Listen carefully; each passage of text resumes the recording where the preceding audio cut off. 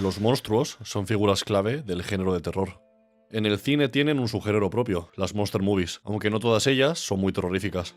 Si hablamos de videojuegos, diría que su importancia es incluso más grande. La gran mayoría de ellos giran alrededor de los monstruos, ya sea porque hay que cazarlos, derrotarlos o evitarlos. Esta característica del medio proviene, en parte, de sus limitaciones. El jugador necesita algo o alguien que sirva como obstáculo. Si no, el juego parecería vacío y la experiencia resultaría aburrida. Echando un vistazo a la lista de videojuegos más vendidos, si ignoramos los de deportes, que son un caso aparte, es muy complicado encontrar alguno que consista solo en explorar, como los llamados Walking Simulators, o en actividades más pacíficas, como la gestión de granjas. Hay excepciones, sobre todo en el ámbito indie, pero la norma es que cualquier juego necesita uno o varios monstruos sobre los que cimentarse. Esta circunstancia ha propiciado la creación de miles de monstruos diferentes en el mundo del videojuego.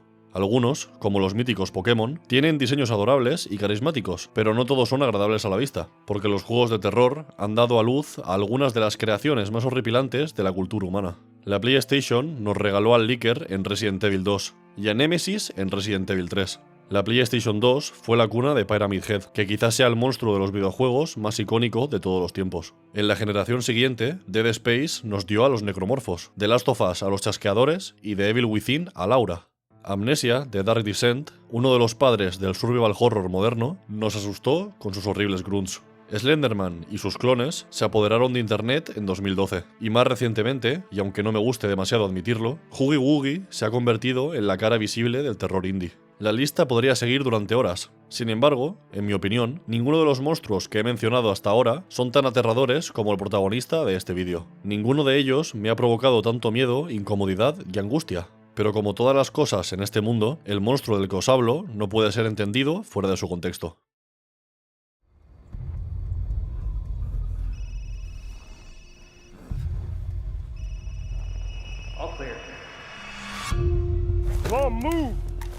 Resident Evil Village es la 10ª entrega principal de la saga Resident Evil.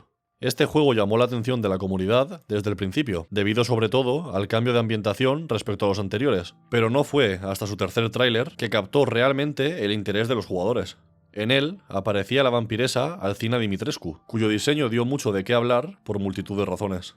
Dejando a un lado que algunas personas parecían sentirse atraídas por ella, el diseño de Lady Dimitrescu es muy llamativo, siniestro y original, adjetivos que comparte con casi todo el resto de los antagonistas y enemigos del juego. Aproximadamente un año después de su anuncio, Resident Evil Village fue lanzado en todo el mundo. Recibió muy buenas críticas de la prensa y los jugadores, que aclamaban su refinada jugabilidad y su lograda ambientación. No obstante, la saga Resident Evil había seguido una tendencia hacia un enfoque más de acción que de terror desde Resident Evil 5, y esta entrega no fue diferente. Hubo quienes se alegraron por ello, pero creo que sus fans más veteranos dieron por perdida la batalla por mantener el terror de los primeros. Mi opinión es que aún no está todo perdido y que algunas secciones de Resident Evil Village lo demuestran. Prueba de esto es la Casa de Benevento, la sección más escalofriante del juego. Esta tenebrosa casa, aislada en un apartado rincón de una montaña, parece acogedora cuando entramos en ella, pero nada más lejos de la realidad.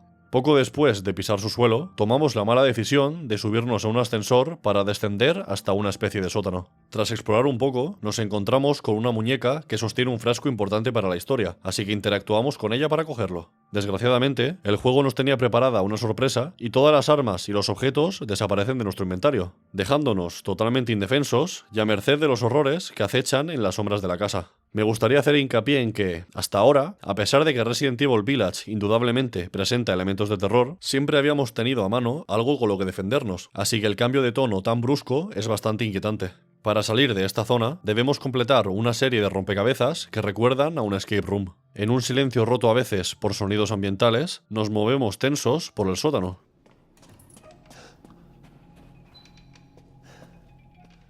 Cada cierto tiempo nos topamos con algunos sucesos desagradables que parecen un homenaje directo a PT, como apariciones fantasmagóricas, radios que reproducen sollozos femeninos y una llamada de teléfono que preferiría no responder. Al resolver todos los puzzles, conseguimos la última pieza que nos falta para abrir la puerta que nos conducirá a la salida.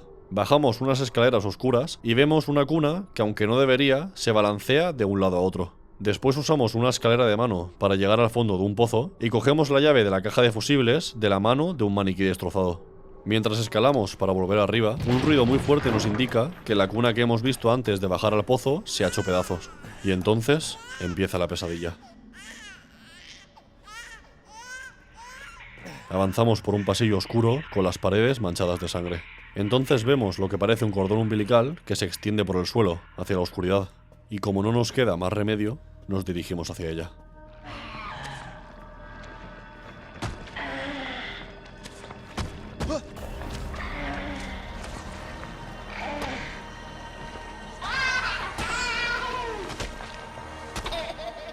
Una criatura horrible aparece de entre las sombras y nos persigue mientras huimos desesperadamente. Durante el resto de la zona, el monstruo nos seguirá la pista, anunciando su presencia con ruidos húmedos y repugnantes. Solo nos libraremos de él si conseguimos encender los fusibles y sobrevivir hasta que podamos coger el ascensor, donde el monstruo se despedirá afectuosamente de nosotros. En cambio, si tenemos la mala suerte de caer en sus garras, una cinemática inolvidable nos llevará hasta el mensaje de fin de la partida.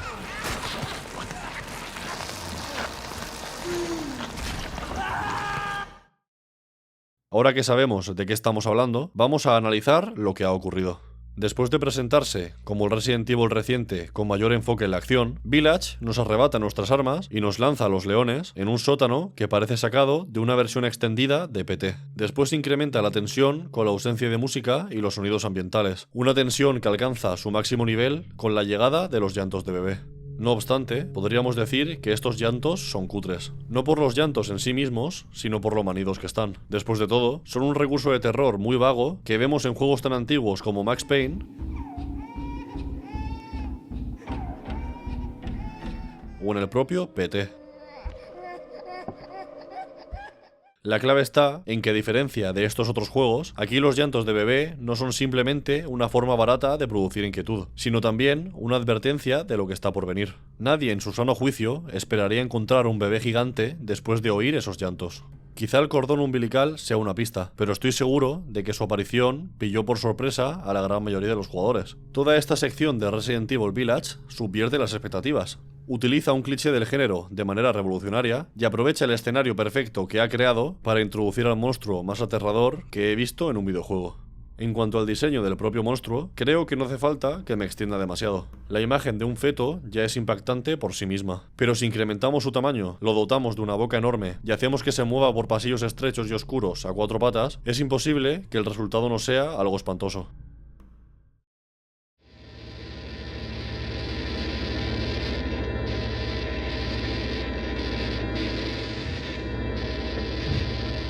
El concepto del bebé corrompido no es nuevo. Ha sido explorado anteriormente, por ejemplo, en la película Eraserhead, de David Lynch, aunque se acerca más al bebé mutante de It's Alive. En los videojuegos, lo más cercano al bebé de Resident Evil Village serían los bebés necromorfos de Dead Space 2, un tipo de enemigo que también está muy bien pensado. Aunque si volvemos a 1995, el monstruo del final de Clock Tower de First Fear también guarda un gran parecido. No obstante, creo que las mayores inspiraciones para este monstruo son el bebé gigante que aparece al final de la película Akira y el bebé monstruoso que persigue a Guts, el protagonista del manga Berserk. En ambos veo un posible origen para el monstruo de la casa de Beneviento, pero esto es solo mi opinión. A pesar de todo, este magnífico diseño visual palidece ante el perfecto diseño sonoro que lo acompaña. El chapoteo de sus movimientos, las risas infantiles que suenan distorsionadas, el balbuceo inocente que esconde algo nada inocente, el contraste entre la imagen adorable que tenemos de los bebés y lo que nos encontramos en el sótano de la casa de Beneviento es vital para que su terror funcione. Solo me queda decir que ojalá hubiera más momentos así en otros videojuegos de terror con presupuesto de AAA. Como he dicho al principio del vídeo, los videojuegos de terror han originado cientos de monstruos aterradores, de los cuales no conozco tantos como me gustaría. Por favor, dejadme en los comentarios cuáles han sido los monstruos que más os han asustado, ya sea en vuestra infancia o en la actualidad. Hasta la próxima.